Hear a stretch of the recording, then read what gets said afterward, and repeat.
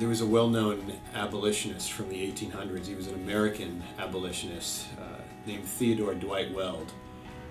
And he made this statement, which I think is a really powerful invitation to us even today when it comes to ending modern-day slavery. He made the statement, "If your hearts ache and bleed, we want you. You will help us. But if you merely adopt our principles as dry theories, please leave us alone. We have millstones enough swinging at our necks already. Further, if you join us merely out of a sense of duty, we pray you keep aloof and give place to those who leap into our ranks because they cannot keep themselves out, who instead of whining about duty, shout privilege and delight."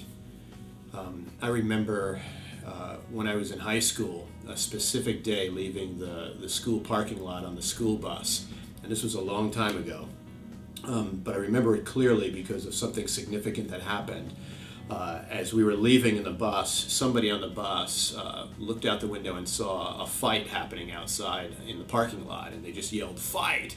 And everybody rushed to the side of the bus to try to get a window seat to watch the fight that was happening in the parking lot. And it was horrendous. And I remember trying to fight for a window seat to see what was happening, and there were about 15 people on one kid. I don't know what this kid had done, but there were about 15 people just pounding the life out of this kid, and it was pretty bad. I mean, they were gonna really do some damage here. There were people stomping on his head. I remember people kicking him in the gut, and he was just curled up in a little ball, and we were all looking out the window, just horrified, and just, oh my gosh, look at that. Oh, that's terrible. And almost tipping the bus over, trying to get this window seat to look on this scene. And I remember there was one kid on the bus.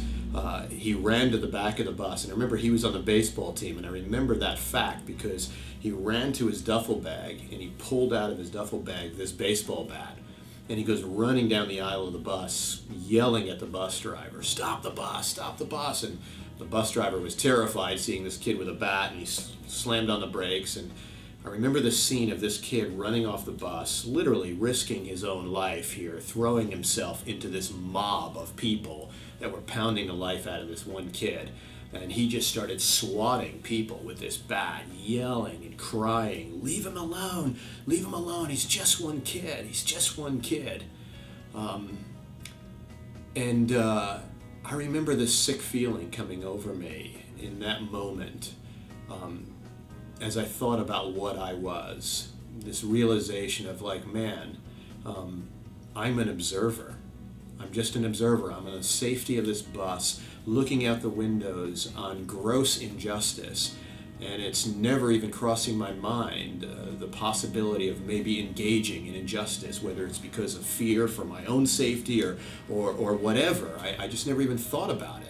But I remembered that sick feeling of thinking to myself, man, I'm just an observer. Only one kid on this entire bus had the courage to do something about injustice by picking up a bat, going off of the safety of the bus, risking his own life to engage. So yeah, I just want to encourage you, don't, if you find yourself on the bus, get off the bus, engage, and make a difference.